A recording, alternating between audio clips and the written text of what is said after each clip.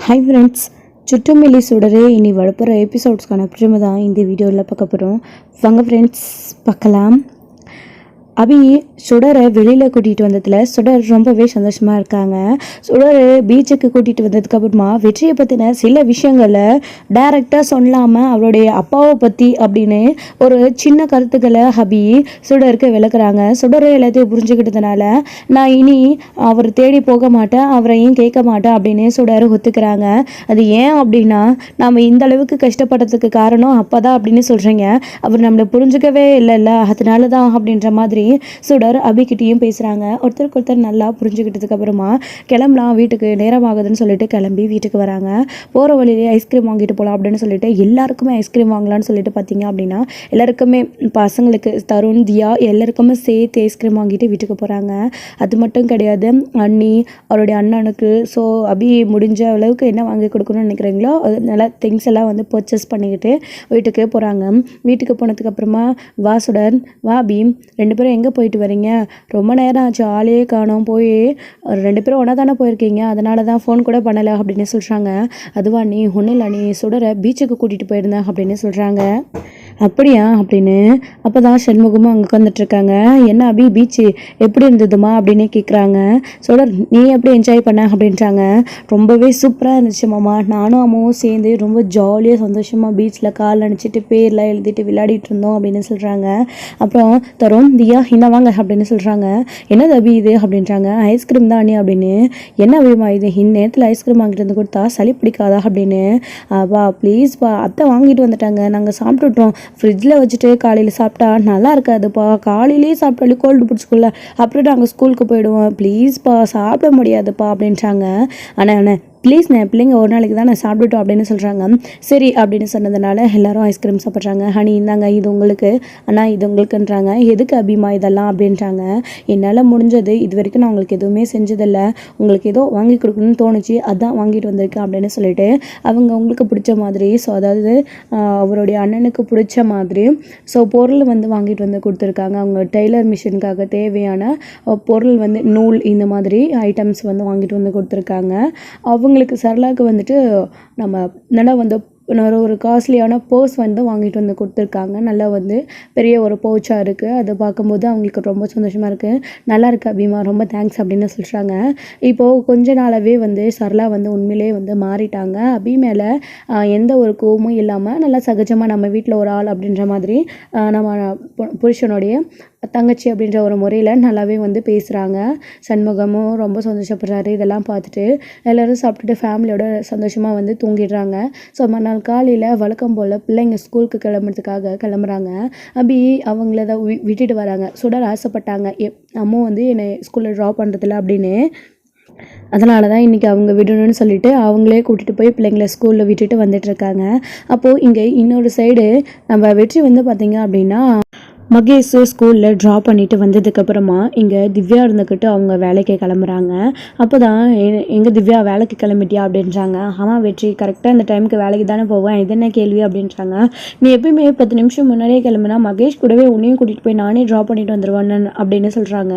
இல்லை அவ்வளோ சீக்கிரம் போய் நான் என்ன பண்ண போகிறேன், நீ கரெக்டாக ஸ்கூலில் மகேஷ் விட்டுட்டு வந்ததுக்கப்புறமா தான் எனக்கு டைம் கரெக்டாக ஆகுது அப்படின்ற மாதிரி சொல்கிறாங்க. ரெண்டு பேருக்கும் தனித்தனியாக போயிடுறே இருக்கணுமா, சரிவா ஒன்று நானே ட்ராப் பண்ணுறேன் அப்படின்னு சொல்கிறாங்க. சரி இன்றைக்கி 5 நிமிஷம் லேட்டே ஆகிடுச்சு, நீயே விட்டுரு அப்படின்னு சொல்லிட்டு வேகமாக வந்து வண்டியில் உட்காந்துக்கிட்டு போகிறாங்க. ஸோ போனதுக்கப்புறமா கொஞ்சம் தூரத்துலேயே போயிட்டு ஸோ ஆஃபீஸ் கிட்ட வந்துட்டு இறக்கி விட்டுடுறாங்க. இறக்கி விட்டதுக்கப்புறமா அங்கே வந்துட்டு கர்ணாவோட விஷயத்தை பற்றி திவ்யாவும் மகேஷ் அதாவது வெற்றியும் ரெண்டு பேரும் நின்று பேசிகிட்டு இருக்காங்க. அந்த பொண்ணு பார்த்தியா எப்படி பேசிச்சு எல்லார் முன்னாடியோன்னு, அந்த பொண்ணு பேசுறதை நினச்சி எனக்கே கோவம் வந்துச்சு. கண்டிப்பாக இதுக்கு கர்ணனை ஒத்துக்கவே மாட்டார், கர்ணனை கோவப்படுவாருன்னு நான் கூட நினச்சேன் அப்படின்ற மாதிரி கர்ணாவோட விஷயத்தை பற்றி பேசிகிட்டு இருக்காங்க. பின்ன மகேஷை தனியாக விட சொன்னால் கர்ணா இதுக்கு ஒத்துப்பானா அப்படின்னு வெற்றியும் தான் பேசிகிட்டு இருக்காரு. அந்த சமயத்தில் தான் அபி ஸ்கூலில் விட்டுட்டு வரும்போது ஸோ வந்து தேவையான பொருள், அதாவது துணி தைக்க தேவையான பொருள் வாங்கணும்னு சொல்லிட்டு அதுக்காக போகணும்னு சொல்லிட்டு ஆட்டோ பிடிச்சி வந்து அந்த வழியாக வந்துட்டு இருந்தாங்க. அந்த வழியாக வந்த உடனே இங்கே வெற்றி வந்து ஒரு பொண்ணோட வண்டியில் வந்ததை வந்து அபி வந்து பார்த்தாங்க. அதை பார்த்ததுக்கப்புறமா அங்கேயே ஆட்டோ பண்ணி எடுத்துகிட்டு நீங்கள் கிளம்புங்கண்ணா அப்படின்னு சொல்லிட்டு ஃபாலோ பண்ணிட்டு வந்தாங்க. ஃபாலோ பண்ணிட்டு வந்து பார்த்தா இங்கே வெற்றி வந்து அவர் திவ்யாவோடைய ஆஃபீஸ் முன்னாடி வந்து நிறுத்திட்டு கர்ணாவோட விஷயத்தை பற்றி பேசிகிட்டு இருக்காங்க. அப்போ தான் வந்துட்டு அபி இதை பார்க்குறாங்க. பார்த்து அவங்களுக்கு ரொம்ப கோவம் வருது. ஒரு பொண்ணை லவ் பண்ணி ஏமாற்றி துரோகம் பண்ணிவிட்டு இது எந்த தப்பும் பண்ணாத ஒரு பொண்ணை கொஞ்சம் கூட நம்பாமல், அதுவும் உண்மையாக லவ் பண்ண பொண்ணை நம்பாமல் பழியை தூக்கி என் மேலே போட்டுட்டு இன்னொரு பொண்ணை லவ் பண்ண ஆரம்பிச்சிட்டான்னா இவனுக்கெல்லாம் கொஞ்சம் கூட ஈவே இருக்கவே இல்லையா அப்படின்ற மாதிரி அபி வந்து நினைக்கிறாங்க, தப்பாக புரிஞ்சுக்கிறாங்க. ஆக்சுவலி வந்து அந்த மாதிரி எண்ணம் வெற்றிக்கு கிடையவே கிடையாது. இன்னமும் கூட அபி தான் அவங்களுடைய ஆள் மனசில் வந்து காதலாக இருக்காங்களே தவிர அவங்கள தவிர வேறு ஒரு பொண்ணை நினச்சி கூட பார்க்கணுன்னு வெற்றிக்கு தோணலை. அப்படி நினச்சிருந்தா எப்போவோ கர்ணாவோட பேச்சை கேட்டுட்டு அவர் கல்யாணம் பண்ணியிருக்கலாமே. உண்மையாக லவ் பண்ணாரே, அதனால தானே இவ்வளோ நாள் வரைக்குமே வேறு யாரையும் கல்யாணம் பண்ணிக்காமல் இருக்காங்க. ஆனால் அபி வந்து இதை தப்பாக புரிஞ்சுக்கிறாங்க. அவங்களுடைய அபியோட பாயிண்ட் ஆஃப் வியூலேருந்து பார்க்கும்போது அபி செய்கிறது நியாயம்தான். வெற்றியோட பாயிண்ட் ஆஃப் வியூலேருந்து பார்க்கும்போது அவருடைய சூழ்நிலை அப்படி. ஸோ சூழ்நிலைக்கு அதிகம் அவர் இருக்கார். அதாவது கர்ணா இப்படியெல்லாம் சொல்லி அவருடைய மனசை மாற்றிருக்காரு. அவரும் மனசளவில் இது எல்லாத்தையும் அவரே பண்ணலை. இங்கே வந்து கர்ணா மேலே இருக்கிற பாசத்தில் கர்ணா சொல்கிற விஷயங்கள் எல்லாத்தையும் அத்தனையும் வந்து அப்படியே உண்மை அப்படின்னு நம்ப ஆரம்பிச்சிடுறாங்க. இதனால் மட்டும்தான் அவர் வந்துட்டு எல்லாத்தையுமே வந்து உண்மைன்னு நம்பி அபி மேலே இந்த அளவுக்கு கோவப்பட்டு அபிக்கு எதிராக வந்து சாட்சி சொன்னதுக்கான காரணம் இது மட்டும்தான். அப்படி கோவப்பட்டு பார்த்ததுக்கப்புறமா அபி அங்கேருந்து கிளம்பி போயிடுறாங்க. அப்போ தான் வந்துட்டு இவங்க 2 பேரும் என்ன பண்ணுறாங்க அப்படின்னா சிரித்து பேச ஆரம்பிச்சிடுறாங்க. அதுக்கப்புறம் வந்துட்டு அந்த பொண்ணு வந்து வீட்டை விட்டு துரத்துனது. அப்புறம் நீ என்ன நினைக்கிற வெற்றி, ஒரு ஸ்வேதாவும் கர்ணனாவும் கல்யாணம் பண்ணிக்கிட்டா நல்லா இருக்கும்னு நினைக்கிறியா அப்படின்றாங்க. தெரியலை, ஆனால் அவங்க அம்மா அப்படி ஆசைப்பட்றாங்க, கர்ணாவுடைய அத்தை அப்படி ஆசைப்பட்றாங்க. பார்வதி அக்காவோட ஆசை அதுவாக இருந்தால் அதுவே நடக்கட்டுமே. இந்த ஜென்மத்தில் மகேஷ்க்கு ஸ்வேதா தான் அம்மாவாக இருக்கணும்னு முடிவு பண்ணியிருக்காங்க போலங்க. மகேஷ்காக்க மட்டும்தானே அவங்க இவ்வளோ நாளாக கல்யாணம் பண்ணிக்காமல் இங்கே இருக்காங்க. ஒரு விதத்தில் இதுக்கும் எனக்கு குற்ற உணர்ச்சியாக தான் இருந்துச்சு. நான் தானே இதுக்கெல்லாமும் காரணம். பார்வதி அக்கா மட்டும் சாகாமல் இருந்திருந்தால் இந்நேரத்தில் அவங்களுக்கும் ஒரு கல்யாணம் நடந்திருக்கும். பார்வதி அக்காவே முன்னணி நடத்திருப்பாங்க. அவங்க எவ்வளோ சந்தோஷமாக இருப்பாங்க. அதனால தான் எல்லாமே வந்து பார்வதி அக்காவை கொலை பண்ணதுனால மட்டும்தானே. ஸோ இப்போது குழந்தைக்காக மகேஷ்காகவே இத்தனை வருஷம் அவங்க தனியாக வாழ்ந்துட்டாங்க. இதுக்கு மேலேயும் கல்யாணம் பண்ணணும்னு அவங்களுக்கு ஆசை இருக்காதா? அவங்களுக்கு எவ்வளோ வயசாகுது தெரியுமா? இந்நேரம் அவங்க கல்யாணம் பண்ணியிருந்தா கூட எப்படியும் ஒரு குழந்தைக்கு அம்மாவாயிருப்பாங்க. இந்நேரம் அந்த குழந்தை ஸ்கூலுக்கு கூட போக ஆரம்பிச்சிருக்கோம் அப்படின்னு சொல்லுவோம். நீங்கள் சொல்கிறது என்னமோ சரிதான் வெற்றி அப்படின்னு இந்த விஷயத்தை பற்றி தான் வந்து அவங்க சிரித்து பேசிகிட்டு இருக்காங்க. இதை பார்த்து அவங்க தப்பாக நினச்சிட்டு அங்கேருந்து கிளம்பி போயிடுறாங்க. அபி வந்துட்டு இப்போது சரி வெற்றி, எனக்கு டைம் ஆகுது, உங்ககிட்ட பேசிகிட்டு இருந்ததுல நேரம் முடிந்து தெரியல, ஆல்ரெடி டைம் ஆகிடுச்சுன்னு சொல்லி தான் உங்க கூட வேகமாக வந்தேன். நீ சட்டுன்னு கூட்டிகிட்டு வந்து விட்டுட்ட, அதனால் இங்கேயே நின்று நான் அரட்டை அடிக்க வேண்டியதாக போச்சு. நான் வேற பாய் அப்படின்றாங்க. சரி ஈவினிங் கரெக்டாக வந்துடுவேல அப்படின்னா, நான் என்ன சின்ன குழந்தையா, நீ போய் மகேஷை பிக்கப் பண்ணிட்டு வா, நான் வந்துடுவேன் அப்படின்னு சொல்லிட்டு ஸோ திவ்யா வந்து ஆஃபீஸ்க்கு போகணுன்னு சொல்லிட்டு போகிறாங்க. ஆக்சுவலி இது எல்லாத்தையும் வந்து பார்த்திங்க அப்படின்னா பிரபாகரன் வந்து பார்த்துடுறாரு. லாயர் வந்துட்டு அந்த சைடு வராரு. எப்பயும் அவர் திவ்யாக்காக தான் வந்திருக்காரு. ஸோ அப்படி வரும்போது இப்படி வெற்றிக்கிட்ட பேசிட்டு அவங்க உள்ளே போகிறத பார்க்குறாங்க. பார்த்த உடனே திவ்யாவுமே இவங்கள பார்த்த உடனே நிற்கிறாங்க. அவருமே வண்டி அங்கே நிறுத்திட்டு நின்றுட்டுருக்காரு. அப்போ தான் இவர் நம்மளை பார்க்க தான் வந்திருப்பாரா, எதுக்கு இங்கே வந்து நின்றுட்டுருக்காரு அப்படின்னு சொல்லிட்டு போகலாமான்னு சொல்லிட்டு முதல்ல 2 ஸ்டெப் எடுத்து வச்சு உள்ளே போகிறாங்க.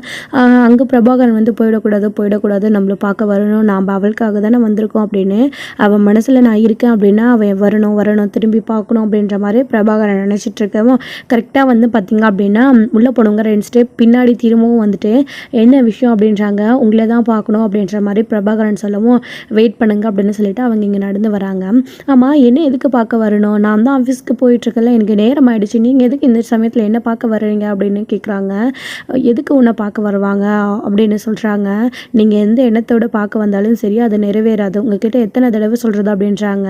எனக்கு ஆல்ரெடி ஆள் இருக்குது அப்படின்னு சொன்ன உடனே பிரபாகரன் வந்து ஒருவேளை வெற்றியாக இருக்குமா அப்படின்னு தப்பாக நினச்சிக்கிறாங்க. கன்ஃபியூஷனும் ஆகுறாங்க, யோசிக்கவும் செய்கிறாங்க. யார் அப்படின்னு கேட்குறாங்க. அதெல்லாம் உங்களுக்கு சொல்ல வேண்டிய அவசியம் இல்லை அப்படின்றாங்க. யார்? இப்போ கொஞ்சம் நேரத்துக்கு முன்னாடி நின்று ஒருத்தவங்க கூட பேசிட்டு இருந்தியா அவனா அப்படின்றாங்க. அந்த மாதிரி எண்ணமே கிடையாது. அவன் யாருன்னு முதல்ல நீங்கள் நல்லா பார்த்தீங்களா? அவன் வெற்றி அப்படின்னு சொல்கிறாங்க. ஓ வெற்றியா அப்படின்னு சொல்கிறாங்க. தெரிஞ்சுக்கிட்டே தான் பிரபாகரன் அப்படி கேட்குறாரு. அப்போது அவன் இல்லை அப்படின்னு கன்ஃபார்ம் கன்ஃபார்ம் பண்ணிக்கிறாங்க. சரி நீ கூட அவங்க கூட பேசிட்டு இருந்ததெல்லாம் வச்சு பார்த்தம்போது நீங்கள் 2 பேரும் லவ் பண்ணுறீங்களோன்னு நினச்சிட்டேன் அப்படின்றாங்க. அந்த மாதிரி எண்ணமே எனக்கு வெற்றி மேலே இது வரைக்கும் வந்தது கிடையாது. ஆமாம், நான் ஏன் அப்படி யோசிக்கக்கூடாது அப்படின்னு சொல்கிறாங்க. ஏங்க என்னங்க இது ஒன்று போனால் ஒன்றுன்னு இன்னொன்று ஆரம்பிக்கிறீங்க. அவர் உங்களுடைய அண்ணனுடைய ஃப்ரெண்டுங்க. நீங்கள் ஆல்ரெடி ஒருத்தரை லவ் பண்ணிகிட்ருக்கீங்க. இவரை போய் லவ் பண்ணேன்னு சொல்லிட்டுருக்கீங்க. சே உங்களுக்கு அதெல்லாம் செட் ஆகுது. ஆமாம், நான் கேள்விப்பட்டேனே அவருக்கு ஏற்கனவே கல்யாணம் ஆகிடுச்சுண்ணே. அப்படி நீங்கள் கல்யாணம் பண்ணிப்பீங்க அப்படின்றாங்க. கல்யாணம் ஆனால் ஒய்ஃப் கூடவா இருக்காங்க? ஒய்ஃப் கூட இல்லையே, ஏன் பண்ணிக்கக்கூடாதா அப்படின்னு. இப்போது நீங்கள் வெற்றியை லவ் பண்ணுறீங்களா இல்லை இன்னொரு பையனை லவ் பண்ணுறீங்களா அப்படின்னு கேட்கவும், வெற்றி இல்லை அப்படி இருந்தால் நல்லா இருந்திருக்கும். ஆனால் அதுக்கு தான் வாய்ப்பு இல்லையே. நான் வேற ஒரு பையனை தான் லவ் பண்ணுறேன் அப்படின்னு சொல்லிட்டு எனக்கு நேரம் ஆகுது, நான் வரேன்னு சொல்லிட்டு கம்பெனிக்கு கிளம்புறாங்க. போ இத்தனை நாளைக்கு இப்படியே என்கிட்ட வாழாட்டிக்கிட்டே இருப்பேன்னு நானும் பார்க்குறேன். பொய்யா சொல்கிறேன். ஆனால் வெற்றி இல்லைன்றது கன்ஃபார்ம் பண்ணிட்டேன். அதனால் கண்டிப்பாக நீ அடுத்து யார்கிட்டையும் பழகிருக்க மாட்டேன்னு எனக்கு நல்லாவே தெரியும். என்கிட்டேருந்து தப்பிக்கிறதுக்காக ஒவ்வொரு நாளும் இப்படி பண்ணுறேன்.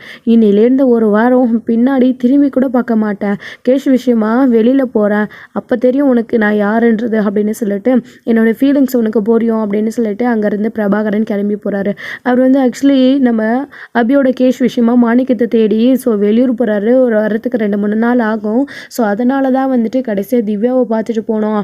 அவங்கள பார்த்துட்டு போனால் ஒரு நல்ல வைப்ரேஷன் கிடைக்கும், நல்ல ஒரு மைண்ட் செட் இருக்கும் அப்படின்றதுக்காக, தைரியம் வந்த மாதிரி இருக்குன்றதுக்காக அவங்கள பார்த்துட்டு போகணுன்னு வந்தாங்க. கரெக்டாக பார்த்துட்டு இப்போ அதுக்காக வெளியிலும் கிளம்புறாங்க. அபி வீட்டுக்கு போனதுலேருந்து என்னமோ ஒரு மாதிரி இருக்காங்க. அதாவது கேட்கவும் செய்கிறாங்க.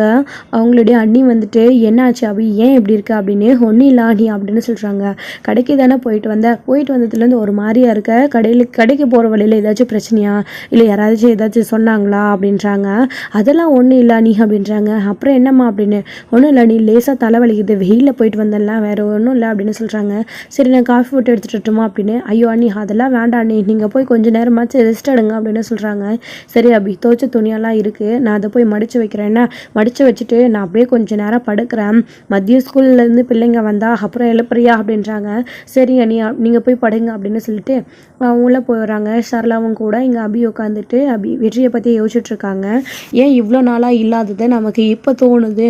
அவன் கெட்டவன் சுடரக்கிட்ட இன்னைக்கு தானே அவனை பற்றி நம்ம சொன்னோம். அவன் மேலே அவனுடைய நினப்பு நமக்கு எதுக்கு இதுக்கப்புறம் வரணும். சுடரே அவனை வேணான்னு தூக்கி எறிஞ்சிட்டப்போ, நானும் அவனை வேணான்னு தூக்கி எறிஞ்சிட்டப்போ அவனோட ஞாபகம் மட்டும் எதுக்கு. அவன் எக்கேடு கெட்டு போனால் எனக்கு என்ன, யாரை வேணால் கல்யாணம் பண்ணிட்டு போகிறான் அப்படின்ற மாதிரி அப்படியே நினைக்கிறாங்க. என்னதான் அவங்க வாய் வார்த்தையால் அப்படி சொன்னாலும் அவங்களோட ஆள் மனசு இதுக்கு ஒத்துக்க மாட்டேனுது.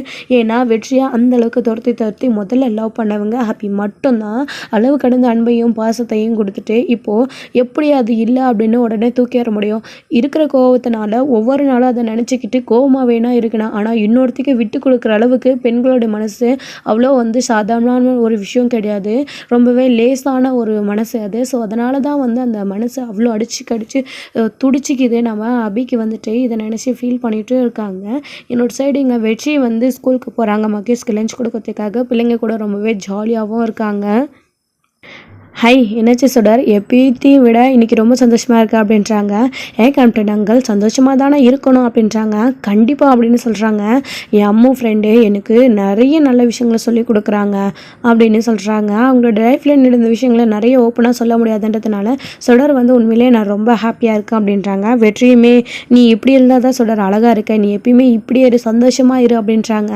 நான் சந்தோஷமாக இருக்குது அங்கிள், என்னோடய லைஃப்பில் இருக்கிற பிரச்சனை எல்லாம் சரியாயிடுச்சு கேப்டன் அங்கிள். ஆனால் நீங்கள் அப்படின்னு சொல்கிறாங்க. எனக்கு என்னடா அப்படின்றாங்க. உங்கள் அப்பா அம்மா அப்படின்னுமா. சுடர் ப்ளீஸ் அதை விட்டுடு. அவங்க நான் வேணான்னு சொன்னதுனால தான் என்னை தூக்கி எறிஞ்சிட்டு போயிட்டாங்க. இத்தனை வருஷம் கழிச்சு என்னை பார்க்க வராதவங்கள நான் எதுக்கு அவங்கள தேடி போகணும். நான் என் மகேஷோடைய அப்பா வீட்லேயே நான் நல்லா வளர்ந்துட்டேன். அவனே என்னை வளர்த்து ஆளாக்கிட்டான். இப்போது மகேஷ்க்கு ஃப்ரெண்டாகவும் அந்த வீட்டில் அவருடைய அப்பாவுக்கு ஃப்ரெண்டாகவும் நான் இருக்கேன். இப்போது உனக்கு ஃப்ரெண்டாக இருக்கேன். எனக்கு அது போதும், நீ இருக்க இல்லை எனக்காக அப்படின்னு நம்ம வெற்றி சொல்லவும் நான் இருக்க கேப்டன் அங்கிள் அப்படின்னு நம்ம சொல்கிறாங்க. இதோட இந்த எபிசோடு முடிச்சிருக்காங்க. அடுத்த எபிசோடில் என்ன நடக்க போகுது அப்படின்றத வெயிட் பண்ணி நெக்ஸ்ட் வீடியோவில் பார்க்கலாம். Friends thank you. இந்த வீடியோ உங்களுக்கு பிடிச்சிருந்தா லைக் பண்ணுங்கள், ஷேர் பண்ணுங்கள், கமெண்ட் பண்ணுங்கள்.